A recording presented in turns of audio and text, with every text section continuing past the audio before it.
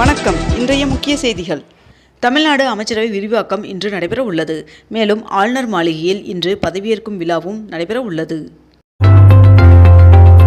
பள்ளிக்கல்வித்துறை அமைச்சர் ராஜ்மோகன் அவர்கள் சென்னை அண்ணா நூற்றாண்டு நூலக வளாகத்தில் உள்ள கலையரங்கம், கூடரங்கம் ஆகியவற்றில் நேரில் சென்று பார்வையிட்டு ஆய்வு செய்தார்.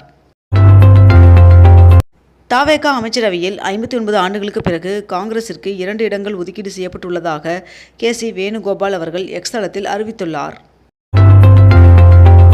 புதுச்சேரியில் சிவப்பு ரேஷன் கார்டு வைத்துள்ள குடும்ப தலைவிகளுக்கு மாத உதவித்தொகையாக 2500 ரூபாய் வழங்கும் திட்டத்தை அரசு செயல்படுத்தியுள்ளதாக தெரிவிக்கப்பட்டுள்ளது. தமிழகத்தில் இன்று கோவை, நீலகிரி, தேனி, ஈரோடு, திண்டுக்கல் ஆகிய 5 மாவட்டங்களில் கனமழை பெய்ய வாய்ப்புள்ளதாக வானிலை மையம் தகவல் தெரிவித்துள்ளது. புதுச்சேரியின் 16வது சட்டப்பேரவைக்கு தேர்வான 27 எம்எல்ஏக்களுக்கு தற்காலிக சபாநாயகர் அன்பழகன் அவர்கள் பதவி பிரமாணம் செய்து வைத்தார். யூடியூபர் சவுக்கு சங்கர் அவர்கள் மீது பிறப்பிக்கப்பட்டிருந்த குண்டர் தடுப்பு சட்டத்தை ரத்து செய்து தமிழக அரசு உத்தரவிட்டுள்ளது. முதல்வர் விஜய் அவர்களை சந்தித்து திரைப்பட தயாரிப்பாளர்கள் 4% கேளிக்கை வரியை ரத்து செய்ய வேண்டும் என்று கோரிக்கை விடுத்துள்ளனர்.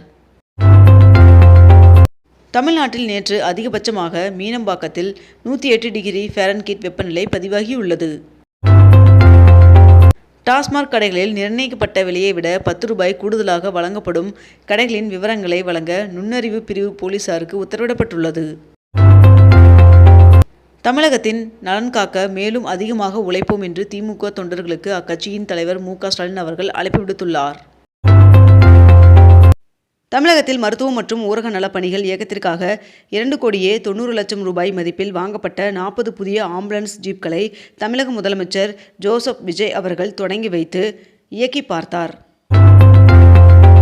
கேரளத்தில் அரசு பேருந்துகளில் பெண்களுக்கு இலவச பயண திட்டத்தை அமல்படுத்துவதற்கு தனியார் பேருந்து உரிமையாளர்கள் எதிர்ப்பு தெரிவித்துள்ளனர்.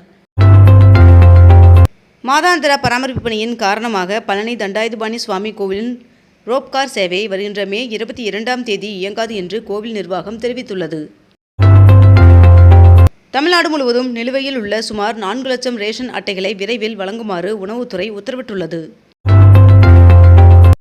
மதுரை, கொல்லம் இடையே 4 வழிச்சாலை திட்டத்தில் ராஜபாளையம் ரயில்வே மேம்பால பணிகள் நிறைவு பெற்றது. சென்னை முழுவதும் 100க்கும் அதிகமான ரவுடிகள் கைது செய்யப்பட்டுள்ளனர். காரிப் பருவத்திற்கு தேவையான உரங்களை தங்குதடையின்றி தமிழ்நாட்டிற்கு வழங்கிட வேண்டும் என்று வலியுறுத்தி பிரதமர் நரேந்திர மோடி அவர்களுக்கு முதல்வர் விஜய் அவர்கள் நேற்று கடிதம் எழுதியுள்ளார். 10ஆம் வகுப்பு தேர்வு முடிவுகள் வெளியிடப்பட்டுள்ளது. மேற்கண்ட இந்த இணையதளத்தின் மூலமாக அறிந்து கொள்ளலாம் என்றும் தெரிவிக்கப்பட்டுள்ளது. 10ஆம் வகுப்பு தேர்வு முடிவுகள் வெளியாகியுள்ள நிலையில் தற்காலிக மதிப்பெண் பட்டியல் வருகின்ற 22ஆம் தேதி வழங்கப்படும் என்று தெரிவிக்கப்பட்டுள்ளது. கொடைக்கானலில் 63வது மலர் கண்காட்சி இன்று தொடங்கி மே 31ஆம் தேதி வரை நடைபெற உள்ளது. அயோத்தி தாசர் பண்டிதர் அவர்களின் பிறந்தநாளையொட்டி அவரது சிலைக்கு முதல்வர் விஜய் அவர்கள் மரியாதை செலுத்தினார்.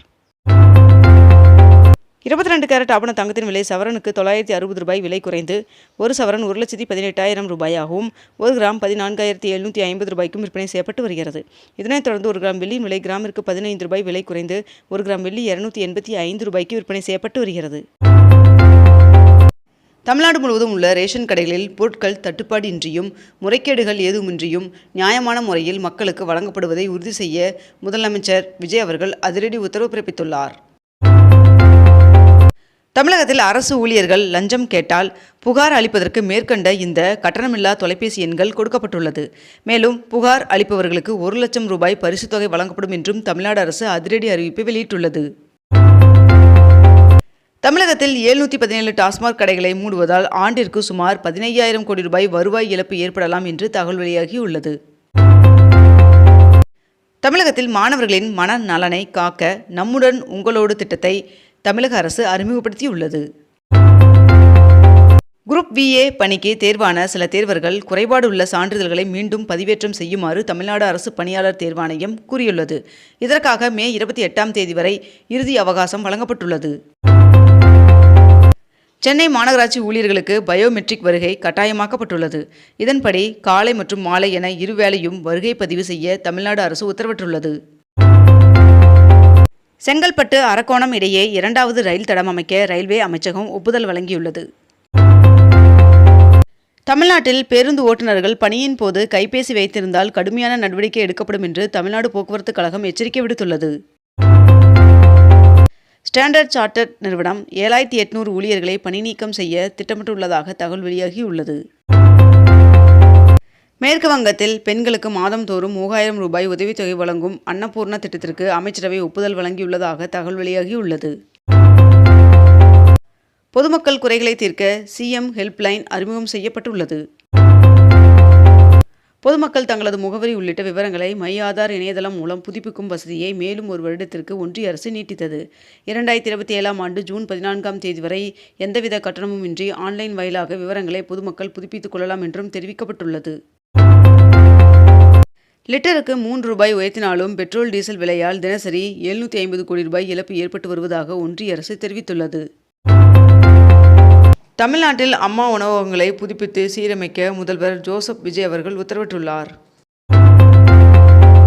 தொழிலாளர் மேலாண்மை படிப்புகளுக்கு விண்ணப்பிப்பதற்கு மே 29ஆம் தேதி வரை கால அவகாசம் நீட்டிக்கப்பட்டுள்ளது. மறு மதிப்பீட்டிற்கு பிறகு மாணவர்களின் மதிப்பெண்கள் அதிகரித்தால் அதற்கான முழு கட்டணத்தையும் திருப்பி வழங்குவதாக சிபிஎஸ்இ அறிவித்துள்ளது. சென்னை தலைமைச் செயலகத்தில் இந்திய வர்த்தக மற்றும் தொழில்துறை சங்கங்களின் கூட்டமைப்பு பிரதிநிதிகள் குழுவினர் முதல்வர் விஜய் அவர்களை சந்தித்து பேசினர். தமிழக வீரர் வீராங்கனைகள் ஒலிம்பிக் பதக்கம் வெல்ல செயல் திட்டங்களை உருவாக்க வேண்டும் என்று அமைச்சர் ஆதவ் அர்ஜுனா அவர்கள் தெரிவித்துள்ளார்.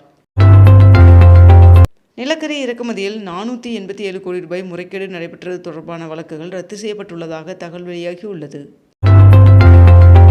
நெல்லை தாமிரபரணி ஆற்றில் துணி கழிவுகள் வீசினால் அபராதம் மற்றும் வழக்கு பதிய அம்மாவட்ட ஆட்சியர் உத்தரவு பிறப்பித்துள்ளார். கொள்கை அரசியலில் திமுக ஒருபோதும் தோற்றதில்லை என்று உதயநிதி ஸ்டாலின் அவர்கள் தெரிவித்துள்ளார்.